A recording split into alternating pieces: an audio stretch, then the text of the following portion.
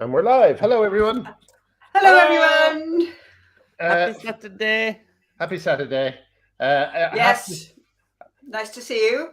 Hello from anyone. I see that it's 8 a.m. On one side of America, which would be a crazy time to watch this show. I can't imagine anything worse than waking up and having to watch this. Hello, everyone. It's been an insane week. I'm sorry I haven't shaved. It's because I've got like a weird thing going on with my... Oh, sorry, not giving everyone a finger. I got a weird thing going on with my finger, and I have to keep the bandage dry. So apologies for that. I haven't fallen into you like a minute before the podcast starts thinking, oh shit, I know, I'll bandage my finger. Yeah. No, I don't mind shaving. I just I have to keep. It's just kind of drawing out some evil poison that's got in there. I hate shaving. Oh, it's so annoying. You have to It keep is a bit doing annoying. it. Yeah, almost yeah. every day. Just, I know. It's very boring. You can see why Yes. why It what's really his is, name? guys. You can see why David Letterman looks the way he does now. You know, it's like as soon as he left the job. Yeah. Never shaving again. Screw that. So Right. So yeah. Graham, you've been everywhere. Like everywhere. You were everywhere all week. Sort of story after story after story. Yeah, it's Grandma Palooza over there. Yeah, it wasn't deliberate. The original gig was supposed to be a tiny, small thing in a small club without, we'd already sold out. So, there was no need to advertise it or anything like that. And then, the night before I found out that we'd been banned from the Leith archives, and then Leith Arches. And then the next day we found that I was actually in the airport past security, and I found out that the second place had dropped us. So, when I was flying over to do it, and it was the same night that I was flying over, I actually didn't know whether it would be on at all, So it was really insane and destabilizing, and I'm still trying to learn how to do stand-up, and it's literally only it's my sixth gig, and Trial by fire. You're like Yeah. starting out under these circumstances. It's yeah, pretty wild. but I love But that, it's- when they announced it, before they announced your name on the show, they said it was going to be a canceled celebrity, I think, or something like that in the wording, right? And the venue was like, yeah, we're fine with a canceled celebrity. But then it was you. I know. It is that baby meme, isn't it? Like, yeah. Well, as I always say, last year, who could be canceled but not Graham Linehan canceled, but in the UK level of canceled? I can't even imagine who that would be. I don't know. Yeah. Well, it's certainly not Peter Tatchell, who was lecturing me on Talk TV the night beforehand from his position. As the UK's most unpunished paedophilia advocate. It was quite the shocking interview, wasn't it? They seemed prepared yet fairly unprepared. Yeah. I mean, they were prepared with the questions that they asked, but what they weren't prepared for was how prepared that you were, both with your knowledge of the subject and your preparedness in actually just saying it out loud on live TV. That was really quite something. They were like, no, you can't talk about these people. What do you mean? What? Who? And you're like, Challoner, this and this. Well, no, he can't defend himself because he's actually serving time in prison right now. That was really quite interesting. Yes, we're not gonna talk about someone who's not here to defend themselves. Yeah, they won't be there for 24 years because they were convicted of torturing a little girl, Rosanna Loughlin. Yes, they were. Fucking moron. I'm so sick of these people. None of them have any clue of the issue that they pretend to be interviewing anyone on. And when they get something other than the, nodding along, Nish Kumar type, then their brains just fritz, and it's I don't know, it's like, here's another thing. They keep asking me questions that they don't want the answers to. Newsnight did the same thing. Newsnight, Sarah Smith said, how can you compare this to Nazi experiments, I said, well, they're sterilizing autistic children.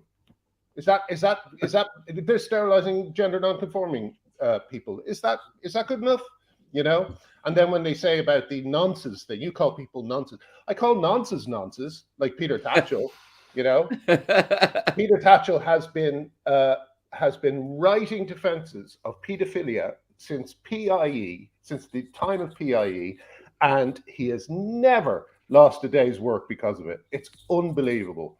Yet it is quite amazing. Because even now, like after that interview, I think he's come the closest that he has come to sort of being, being questioned, because he started posting on Twitter the exact same response every time, which is he does that all the time. That letter was that letter was edited. But there's that newspaper article where he's sort of written in defense of the book that he then says that he didn't know he was writing it. He was Chapter tricked into writing it. Yeah. Into writing it. And then a year later, he was tricked into writing a good review of it. Unbelievable. Yeah. An obvious Peter liar Tatchell at that point. It's really good. I mean, there's been a lot of, for all the drama that went down in Edinburgh. No, I pronounced it like a proper non-North American thank you. There's been so much good fallout. I mean, you call the episode today, what is it called? Glinnergate.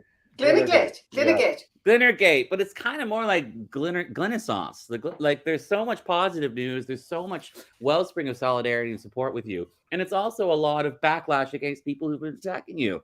That woman from Talk TV, it's not gone down well for her. Andrew Weir was like, no, I don't approve of this at all. Or Andrew Neil or whatever his name is. Mm-hmm. Tatchell is finally, it looks like he's finally getting the laser focused attention on his history of pedophilia that he deserves. And I want to take a second. We should say pedophilia advocacy. Pedophilia advocacy. That's right. I don't know one way or the other what Peter Tatchell's personal sexual attractions are, and I'm not interested one way or the other what the hell's going on in his mind. I'm interested in actions and behaviors. I don't think he's ever been accused of sexual abuse of children, but his actions in terms of advocating for legalizing it and making it normalized are widespread. And that's really important that we talk about this, because a lot of people are giving it a pass because there's this kind of secret unspoken acknowledgement among liberals of a certain age that it was a kind of a common thing that the left slipped into from the 80s and the 90s.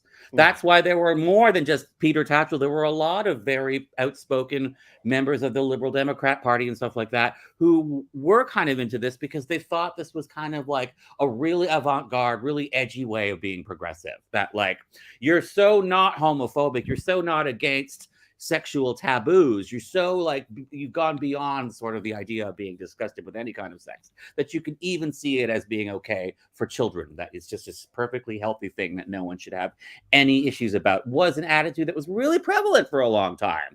And, I've been outspoken from the very beginning of coming online that is a shameful thing that we have to address. All the other people who were out speaking like this have ended up getting pushed out of politics. And Peter Tatchell stuck in by his fingers by pretending that just pretending he wasn't part of that movement. But he was central to that movement. And we have to acknowledge that. Like, he really, really did believe that it was okay in some circumstances for adults to have sex with children. He really did move in circles of people who did that. When he lies and says that he never advocated that, he uses the sneakiest wording. He always says, like, we can't, he always like slips in a little bit of like, most of the time it's bad, or there's always a tiny little weasel word hiding in there, That's his phrase in his famous letter. While it may be impossible to whatever he said, praise pedophilia or condone pedophilia, while it may be, like what while it may be does in that sentence is the same as the word but, Yeah. It's impossible. It's impossible to condone pedophilia, but as they said in Game of Thrones, everything before the word "but" is bullshit. Yeah. He's taking something that's true in a good sense and turning it into something bad, which is that it's true in a good sense that a lot of children who have been sexually abused come out of it doing okay. Some people aren't broken for life over it. Some people persevere because they have resilience, whereas others don't. And he turns that into like, sometimes they enjoyed it, and that means sometimes it's okay, which is such a weird perversion, of Yeah. the fact that, you know, Helen, I hate that so much. I you know? do want to say something on that point because it's a very important point. But Helen, what were you going to say? Well, what I was going to say is that how is he the one that's wheeled out?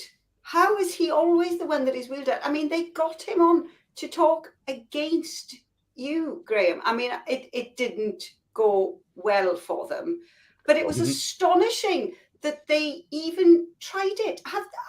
They like, have they know it? I think what people have done is that they really have fallen into the trap of believing the hype around you, of believing that actually you are the bad guy, and that, you know, like Tatchell is sort of good and true, and, you know, he speaks for the trans community. But actually, you know, it turns out that when they were talking to you and they couldn't shut you up over it, which was quite funny. And they were just all, oh my God, you know, like shaking their heads and everything. And oh my God. But I think they were really, it went badly. It looked bad. It looked very bad. Can I tell you something about what my position was? I was here when I was trying to answer the questions, and then they cut away for Peter Tatchell and that other woman, whatever her name is, and a voice in my ear said, "That's great, Graham. That's all we need from you." It's like, what the fuck? And Tatchell is basically lying about me live to my face. And I said to them, they said, no, we'll bring you back. And I said, you better bring me back or I'll sue, you know? And that's so they did bring you back. Yeah. And by the way, I want to say there was a guy on Talk TV who has been trying to get me on for months, and that guy lied to me about that it would be a dignified, and I said, who's on with me? And they said Peter Tatchell, and I thought, well, and he said, no, we do kind of, what did he say, responsible conversations or something. So that guy is going to be in my complaint, who I've been in touch with from Talk TV, but these programmers, the fact that they were. They keep bringing on the laziest. They bring on like the most terribly behaved trans activists just because they're sort of, like someone said in the comments, guaranteed to show up for the booking. They bring on Peter Tatchell all the time. This is lazy work from these people who should be doing a much better job picking guests. Sorry. I'll tell you another thing as well. The thing that Tatchell did was he did a kind of Gish Gallop, you know, you know.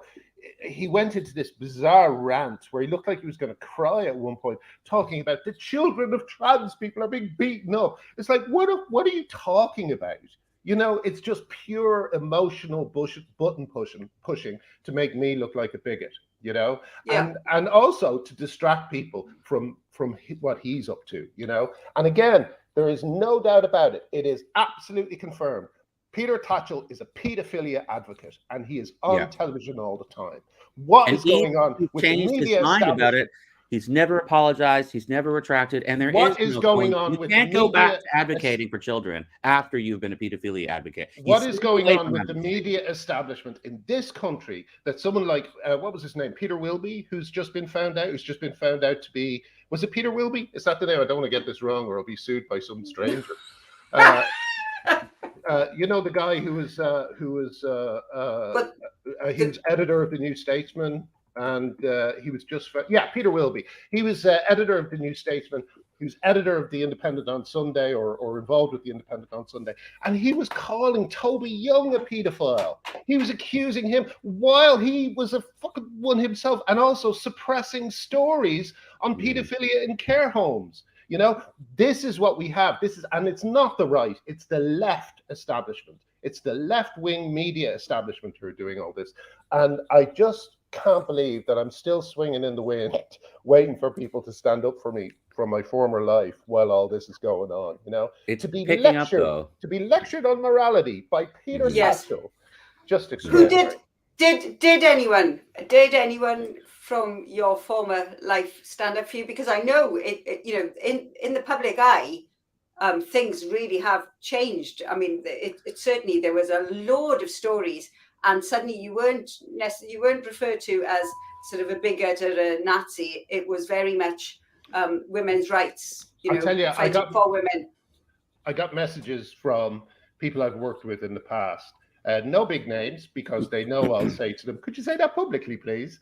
But like lots of smaller names who I could never ask to come out publicly. People I've worked with on Brass Eye, people I know from when I used to hang around with people like Charlie Brooker. All these people kind of lined up to offer their support. But I wouldn't put them in the firing line. These are just small actors and crew members, who would be destroyed if they were associated with me. But like, again, it's these bigger names, who, as I always say, opine on everything else under the sun except this subject. They've just been silent as always. So. And I noticed that there was that clip surfaced, didn't it, in the week? Was it Dara O'Brien? Oh yeah. Was it? Well, I don't know what the quiz show was. Well, first of all, we should say that of all the people on that show, I wanted it to be like Davina McCall has actually come out and shared the J.K. Rowling Trials of J.K. Rowling pod and didn't back down. So she's consistent and she's good. But like people, yeah, Dara. I went to Dara's stag. He invited me to his stag. Not to his wedding, because I guess I was just fun for a stag, but not for a wedding. So anyway, we'll put that to one side. But the thing is, like, Dara was, and also I remember Dara saying, "I'm so proud of Glinner and Hellycake for their stance on the abortion law in Ireland," And then he just kind of completely pretends I don't exist ever since this happened. And also I've seen him praising Jordan Gray, who sang a song called "I'm Better Than You," aimed at women. That was astonishing. Yeah. But what's interesting about this clip has surfaced, and they're actually talking about a trans person having a baby as an abomination. Now, it's the language that was used and the laughter around that, I've got to say, is far worse than I think that anything that you've ever said. Well, we know this, that of every single person who likes to stick the boot in to me, time and time again, people do a search on their timeline and they find the word tranny used in a way that's supposed to be making fun of someone. I've never used that word as far as I know. I don't think either of you have. Nope. The only people I know who do use it are people like Miranda Yardley, who's trans. So yeah. it's I used to use it all the time. But that's because I worked at a trans bar. We all used it in the bar. Yeah. But like, these people have no excuse. These people are straight comedians often, and their timeline is just full of it. But of course, we were the ones who got kicked and. I think he's a little bit, he's a little bit worried, like on sort of tenterhooks this week, because it seems to have had quite a bit of traction, that clip having resurfaced, and he got a bit angry defending it, and he deleted some tweets. But it is astonishing, isn't it? What have we talked about? So consistently talked about women's rights, the right of gay people for same-sex attraction, and the problem with the kids.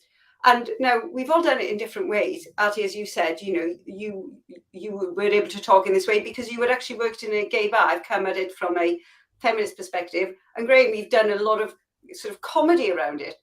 And yet the vilification that all of us have had, because presumably we've just talked about it too much. Well, I want to, like, one of the things that I've said before, I've told you about the game Werewolf, the party game Werewolf that became the show Traitors, which showed that an informed minority will often lose in a battle against an uninformed majority. Right, that lesson is still not being learned, and Peter Wilby is a fantastic example. I mean, I remember around the time the Brass Eye episode on paedophilia was written, I remember part of the spirit that was written in was that the kind of insanity around paedophilia was becoming, it was a bit of a media. What might you call it? I'm not sure what word Peter Wilby used, but he kept calling it overreaction or stuff like that. And it was written in that atmosphere. I remember Rebecca Wade was doing Sarah's Law and stuff like this. And I remember our attitude you know, when we work on it, was one of, oh, this is just a bit over the top and everything's gone too crazy and they're putting people in danger. So, and I often wonder how much, was Peter Wilby's influence working on me then. I remember I used to read The Independent on Sunday, you know, I used to read The Guardian, you know, like basically Peter Wilby was able to suppress an entire kind of, you might even call it mode of thinking about these subjects, you know, the story about the care that was shared today about the care homes story in the Daily Mail that he tried to suppress. It's horrifying, absolutely horrifying, you know. And we really have to start asking ourselves, how much are these media figures like Tatchell, like Peter Wilby, controlling the narrative around subjects like trans? You know, we see it like the BBC are doing it. You saw it just like yesterday. Yes, that story in real time. The story is changing. Let's give people the background. This was a drag queen who was arrested. Ex drag queen caught in paedophile hunters sting operation was the first. That's right. Former drag queen was caught in an online sting by vigilante paedophile hunters, a court has heard. That was the first story. Yes. And then which was already wrong, may I say, Helen, because he was not an ex-drag queen. He was a current drag queen. He was still being a drag queen when that headline. Oh, that's interesting. Yeah. And I've got the 3 different versions of it in front of me now. And then and one of the lines in the article from the BBC is Way, what's his name? That's his name, Andrew Way. Way has also been organising the first ever gay pride event for Welsh Brute Powys. Then the next version of the story has changed to man caught in paedophile hunters sting operation. And that line about the organising first gay pride event is still there. Yeah. Then the next version of the story, that line's been taken away. Yeah. I mean, it's just gone. It was absolutely incredible to see. And it was finessing of a news story by the BBC so that it would fall in line with the current orthodoxy, which is that not only are drag queens the best thing that ever happened, but they should also be reading to children, you know. And I noticed as well that the absolutely disgusting human being. Oh no, I better not say that. I'll come back to that later, so people don't know who I'm talking about there. But I noticed as well that there's always a lot of crowing around certain crimes. I noticed this person is not a drag queen, and this person is not a drag queen. Like Lucy Letby was one of them. I won't say who I'm talking about. I noticed Lucy Letby's not a drag queen, but then of course, when a drag queen was found to be doing this, nothing about it. You know, nothing about no comment on it whatsoever. You know. So basically, we've got an establishment media class who is running interference for these people. You know, they are protecting, they're deflecting, they're doing everything they can. Honestly, I was shocked by the BBC. I mean, I know the BBC has not, you know, they've not really covered these stories, but to watch it actually be sort of whitewashed in real time was really shocking. Yeah. You know, and then you've got the other excellent news outlet, Pink News, who has massively libeled Riley Gaines. I mean, there's just no question that, you know, Riley Gaines' anti-harassment on social media linked to bomb threat on California Library. And I mean, good for Riley. She's like, lawyer up, guys. Yeah. You know, this is happening. Oh God, I hope she does it. Like she's totally doing that. But let's talk about a few connections, by the way, with Pink News. Let's not forget Pink News employed as a staff writer Jacob Breslau, who was another paedophile advocate. Also, they what was the other thing? Ben Cohen's husband, editor Ben Cohen's husband, used to be a Mermaids trustee. Mermaids has been closed down, you know, because Mermaids hasn't been closed down. Mermaids is under investigation at the moment for these breaches of safeguarding.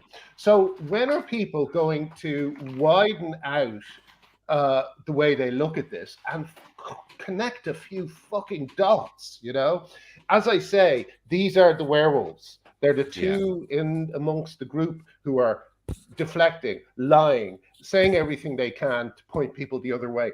Pink News have written over 75 hit pieces on me, and most famously, they wrote 42 hit pieces on J.K. Rowling in a single week. These people are dodgy as fuck. I mean, honestly, they've even written a hit piece on me. I mean, even I'm in there. Yeah. I mean, to be fair, in relation with Helen Joyce, you know, it's not. I'm not there by myself. I don't think I've ever made it into the paper yet, but on Twitter they tried to attack me, and then they promptly took it down. But I'll be interested to see what jurisdiction Riley Gaines goes after Pink News in, because Riley Gaines is American, and you on your lovely island don't know anything about the kinds of lawsuits we have in the United States. Like, you know, when you guys sue for defamation, it's like $50 and a crumpet. And it's like over here, it's like 25 billion gajillion dollars, you know? Yeah. It's like the findings can be monumental. In the United States, the sums and the costs, not just the legal costs themselves, but the winnings are often in the tens of millions of dollars. So buckle up, Pink News. If there's any jurisdictional way that you could be sued in the state of California or New York, like, oh boy, you know. I love the fact that this is giving Julie Bindel yet another opportunity to say, this is the time that I sued Pink News. And won. And she's like, you know, DM me, Riley. I've got some info. It's just brilliant.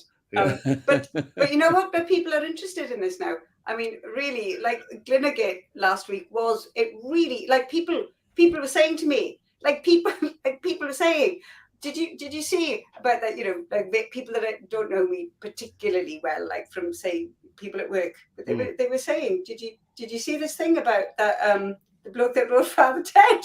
I tuned in. No, it's. But it was, you know, but the average person on the street, we're talking about it. It was like, you know, cancel culture gone too far. It was, the narrative had really shifted. I went to a pub the night after, and two people offered to buy me a drink, which is not something that's happened before. And also, I noticed as well, and I think this is a really good sign, but I've shared it today. Nish Kumar went on Jeremy Vine's program yesterday. I think it's being presented by someone else at the moment. And he tried to say I had brain worms because I was targeting the exact same vulnerable minority, copy and pasted line every single time. And one of the presenters said, I don't have brain worms. I'm standing up for women's rights. It's not, you don't have people have very good reasons to stand up for women's rights.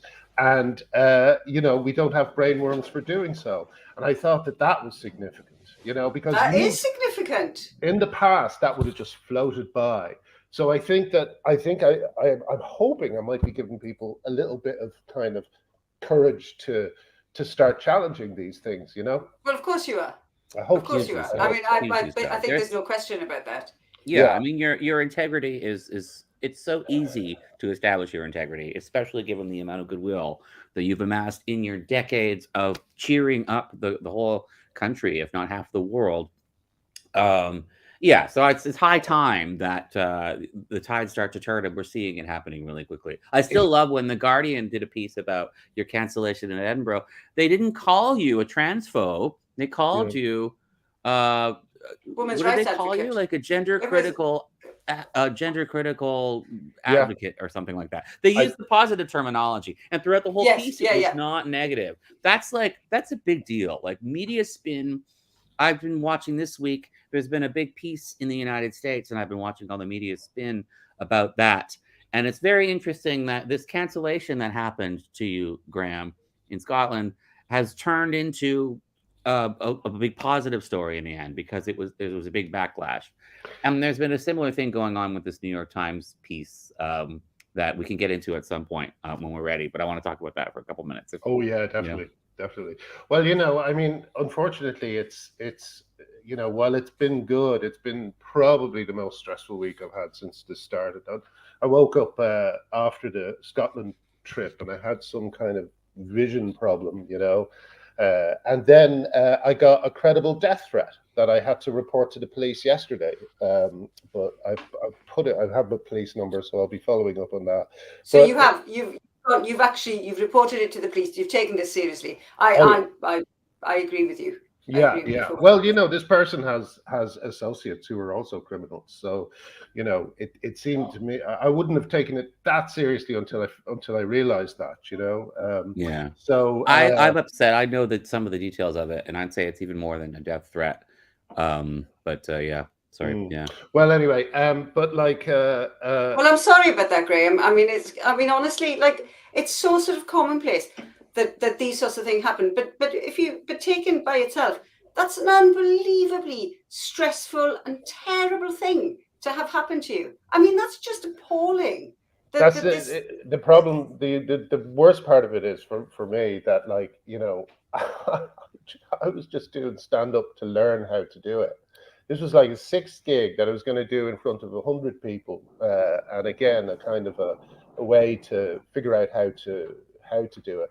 And the next thing I get up and I'm standing in front. This is a very funny thing. Someone said, like, I have this joke about Margot Robbie, and wet wipes would consider it sexist because they don't understand jokes. But like there was a guy, why on Twitter, why don't you tell your joke about Margot Robbie again? And it's like, I just told it in front of a bank of fucking cameras. Yeah. Do you really think I'm ashamed of it? You fucking asshole. And people say, oh, there weren't many people there. It was my sixth gig. We barely had it on at all. They're so dumb. They're so dumb. Anyone at you, like, trying to make it out like you don't have a lot of comedy cred. Like, just throw some baptism at them. You've got so many to spare. Well, I'm hoping that this also opens up a conversation about the state of comedy in the UK, because name a good sitcom in the last 5 years. Name a comedian. Name a funny comedian from the last who's popped up in the last 5 years. Jordan Gray? Don't think so. And you'll notice that, like, one thing I noticed is that, do you remember in the days of, like, when Chappelle does a routine, every fucking routine Chappelle does goes viral because it's so funny and it's so exciting to see someone who's telling the truth. Nothing by the current crop of UK comedians goes viral, because they're lying. They're lying and they're just saying what their friends say. So I think it's kind of, I'm hoping that, apart from being, things turning in terms of our fight, I'm hoping that people start kind of realizing, I always say, like, Disney is apparently good time to go to Disney because no one is going. No one's going to Disney. There's no lines at Disney, because they got men dressed as women greeting people at the door to the fucking various events, and Middle America is staying away. Disney is insulting its customers, and its customers are saying, well, then we won't go. And that's kind of happening everywhere. Like, woke kind of comedy, these kind of bizarre upside down ideas about human sexuality at all. No one likes them. No one likes them. They don't have wider. It's why everyone has to have cis explained. It's why yesterday, when I went into the police station, I had to explain what the word TERF was for the millionth time. These ideas have no traction in the real world. They're just the werewolves, the small minority, the informed minority, who are having outsized influence on a majority. So so hopefully we're seeing the kind of. There was, I mean, wider than your cancellation. It did seem to open up a conversation that I saw about the state of the fringe, that what was allowed, what was not allowed, and I think this is positive. I think because unless you can talk about things, comedy isn't really funny. Like, yeah. I mean, I don't really know that much about comedy, but from what I do know, it is, you have to be able to say things. Yeah. Like, you have to censor yourself. Talk about what's going on right now. And what's going on right now, comedy is really in a state of disarray, because we should be making fun of all of this pronoun nonsense. We should be making fun of all this stuff. And it's just not allowed. Comedy clubs, you have to have a very woke line of values, and you have to project it very strongly, or you'll just be kicked off the stage. You'll be booed out. The venue won't allow you back. It's like there's a complete total control. There's like a total control over that area. It's really, really hard to be Oh yeah, in comedy especially Yeah, right now because if you're not, Gervais and it's Gervais just can not do funny. it because he's big It's enough. yeah. Gervais Yeah. But it was and funny. another bit bigger than ever because there's all this pressure of people who want to see jokes about the topic of the Yeah, current yeah, times, true. and all of comedy won't talk about the thing that everybody wants to talk about and relieve the pressure on and explore through comedy, which is what comedy's fucking job is.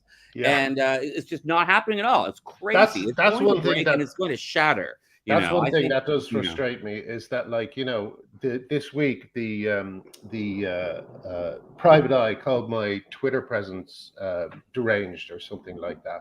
The only reason that I appear frenzied in the way I talk about this subject is because no one is doing their jobs. Private eye has not done their job on this No, issue.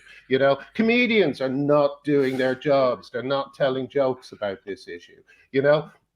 Police are siding with trans rights activists against ordinary members of the public. This whole movement is an inversion of everything we know to be good and true, and as a result, no one is doing their jobs. and that's why it's taking them so long to figure it out, because it's upside down. Everybody's so used to like relying on these simple models of like, if there's anything with a civil rightsy tenor to it, the conservatives are going to have it wrong and the liberals are going to have it right. There's a kind of attitude that everybody's got. And in this case, it's not quite the exact opposite. Both sides get it wrong, but it's like it's much more complicated. All the simple rules of thumb and heuristics and patterns we've put together in order to figure out how to assess a new thing that comes up, like gender. They're upside down and inside out. Yeah. I'll tell you. What's it? Do you know what one of the easiest board games in the world is? Guess who? Guess who is one of the, because the first question is always the same: male or female, right? And you say male, and you go boom, boom, boom, boom, boom, boom, boom, boom, boom, and all these ones go down. This is true of every walk of life. The binary is not like a thing that restricts people. The binary is something that makes life easier to navigate. And what they're doing is they're making life very confusing to navigate for people who need things to be easy, like people, for instance, you go into the NHS and they're asking men if they're pregnant. So if you're an immigrant, that becomes a moment of complete confusion. If English is not your first language, so all these things are basically a kind of consequence of academia. The only place where these things make sense is academia, because it makes stupid people sound clever. But outside of that, it's a nightmare world they're creating. Anyway, just to finish my point on that, that's why I'm frenzied, because no one is doing their job.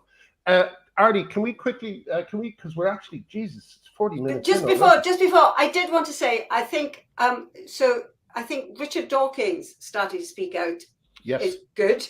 I mean, it has taken quite some time, but, he is finally doing it, and he's really doing it. He's had that podcast with Helen Joyce, and suddenly, like, he was reported to Twitter for saying something simple, and he was like, "Oh my God, look, somebody reported me to Twitter for this," and I'm like, "Oh, come on, Dawkins, man, like, catch up."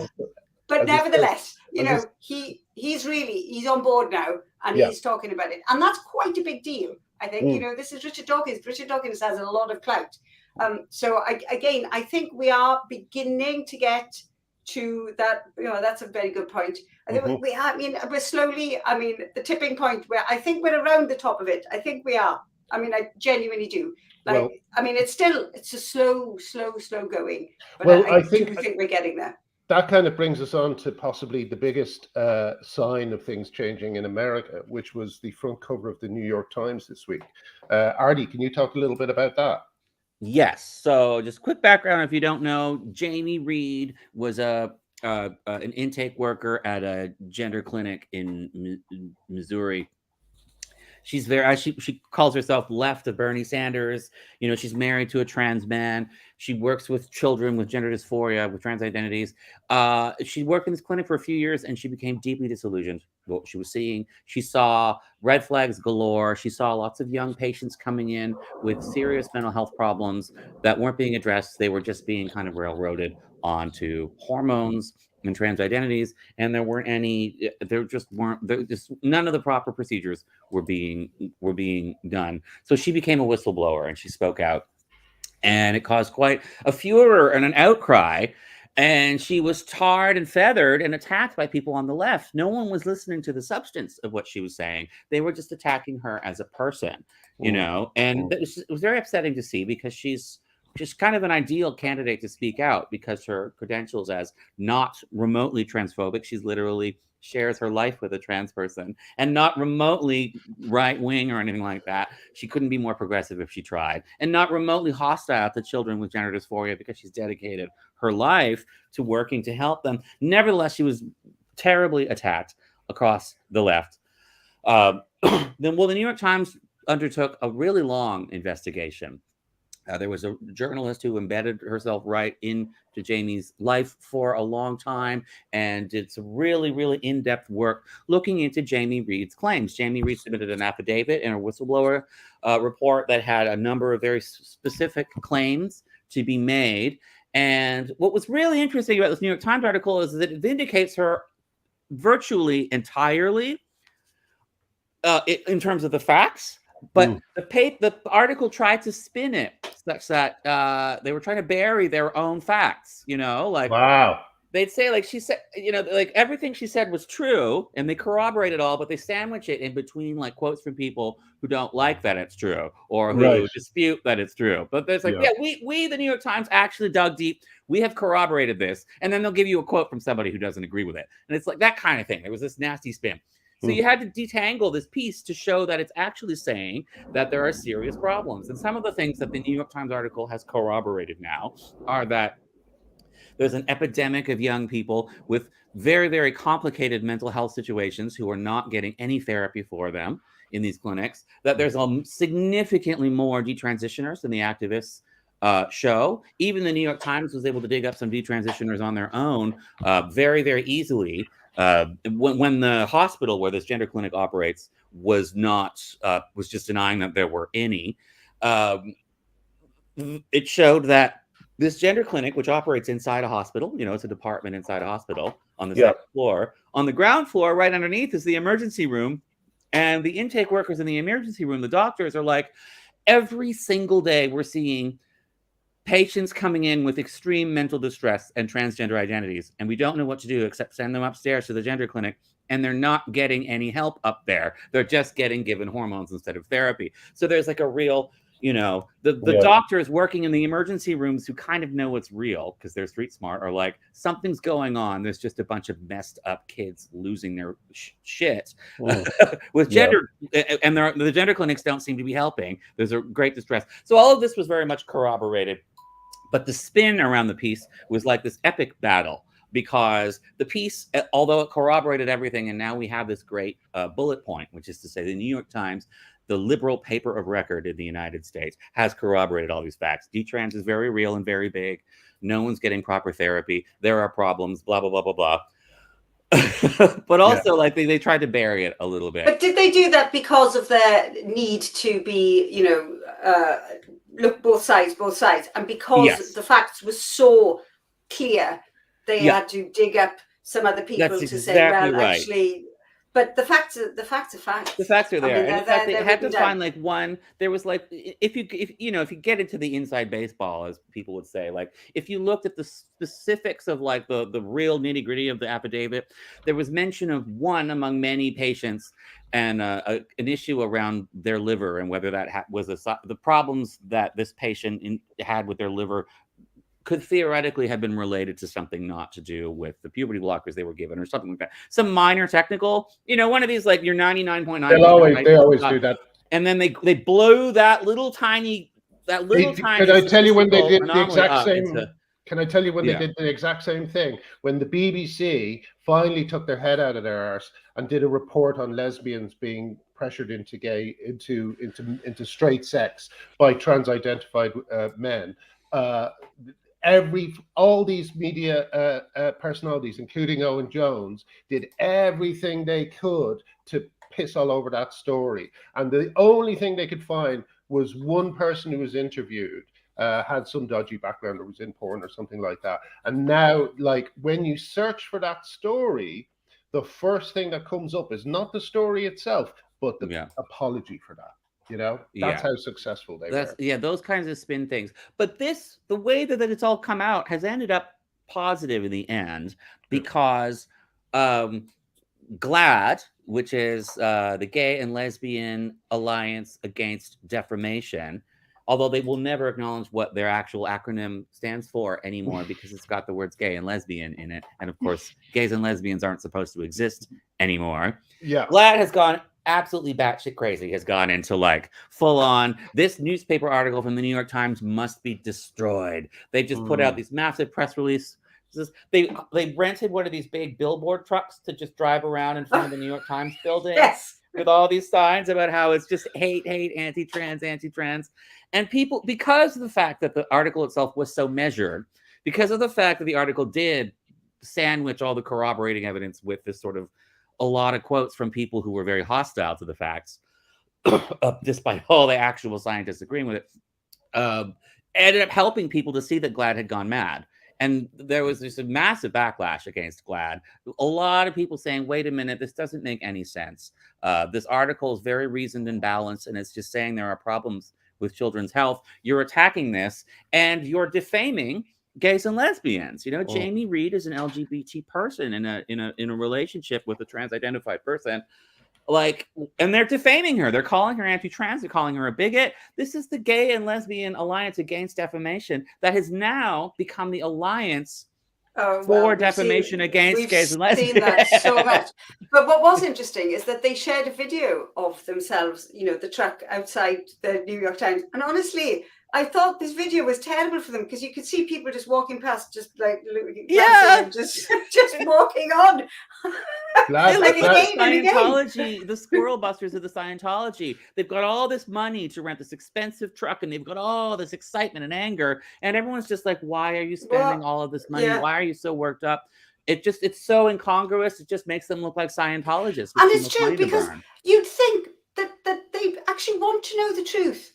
Like, they'd want to know the truth, wouldn't they? I mean, it's insane to me. It's insane to me that they actually need this. Like, I mean, is it that these institutions like Stonewall, they need this money? They actually need these problems. They need to create them because otherwise, you know, like.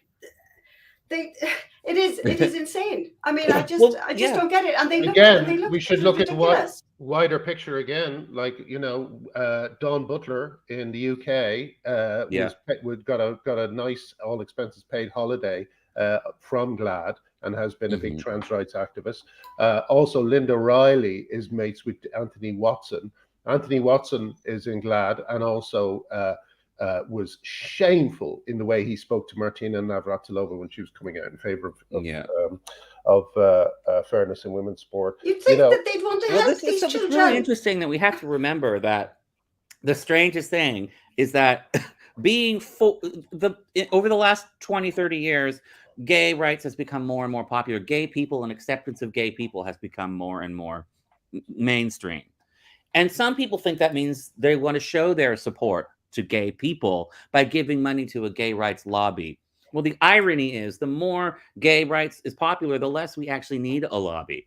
So the minute gay rights became totally mainstream and acceptable was actually the minute you should stop giving money to GLAAD because they don't need it anymore. But what happened instead is that that's when suddenly everybody's throwing all their money at these gay rights lobbies, but there's nothing for them to lobby anymore. So at the exact moment gay rights became mainstream, was the exact moment all these lobbies should have been dismantling themselves, but that's when they suddenly got more money than ever. Yeah. That's when they suddenly got bigger than ever. So it's like, we're more popular than ever because we were here to do this thing that's now done. So they need to build a whole new cause because the second they actually enter the mainstream should have been the minute they slink away. Instead, so they're literally just running to gender because you could see with the truck, they're just flush with cash and they don't know even what to do with it. GLAAD is spending money. They're just so obviously have way more money than they even know how to spend it. Yeah. I'd like all of those donors to please move that money over to the LGBT Alliance USA, LGBT Alliance Canada, and LGBT Alliance UK instead, because we actually do need the money, and we are actually lobbying for the betterment of the rights of same-sex attracted people. Yes, which are else. for the first time, which are for the first time in years currently under threat from organizations like that. You know, like we saw that Jenny, is her name Jenny Watson, who did the lesbian night. She actually got stopped from doing an all-women lesbian. I can't believe I have to specify all women lesbian evening. You know, and they stopped her from doing it. You know, so gay rights are currently in danger from organizations like that. You know, so even more of a reason to start a regular donation to LGBT Alliance and groups like that. And LGBT Alliance Canada too, if you can. But to go back to New York Times and Jamie Reed and that article, very happy ending, which is that, or at least interim happy ending. It's great that people are paying attention. We've had some prominent left-wing Americans defending the article, which was really, really amazing, because normally they won't go near anything that's saying, wait a minute. So there's real cracks opening up. It's a real good job. But Jamie Reed testified in the state Senate on Tuesday of this week, which was the night before the article came out. She testified about the governor of Missouri wanted to put a moratorium on medicalization of children until the evidence was worked out. And then, of course, there was a big pushback to put a freeze on the moratorium, and it looked like there was no way in hell the moratorium would go through because of all the legal challenges to it.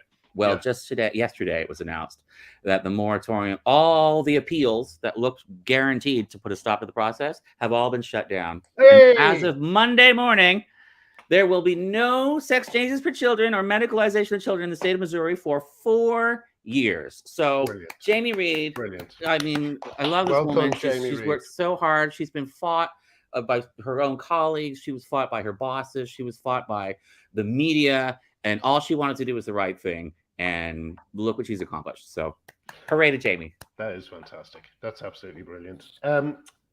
We've got like 9 minutes left to the hour. Is there anything we need to mop up? Anything else happened this week that we haven't covered? I don't think so. I think maybe we've done everything. I just it's been you all week. So yeah, it has. But I wanted to have just a little shout out to the lionesses who have supported the Spanish team with their unacceptable actions allowed to happen by a sexist and patriarchal organization. And as Karen and Gala Smith said, you know, this is possibly one of the first mainstream uses of patriarchal for a long time. So I thought that was really good. I'm very pleased with the lionesses, and it'll be. I mean, you know, honestly, the guy was it Rubiales? It was insane behavior.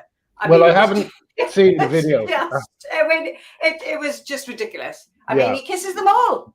It's like, you know, and you can't even get to the stage to say, would it be unacceptable if he did this to a man? Because he just wouldn't.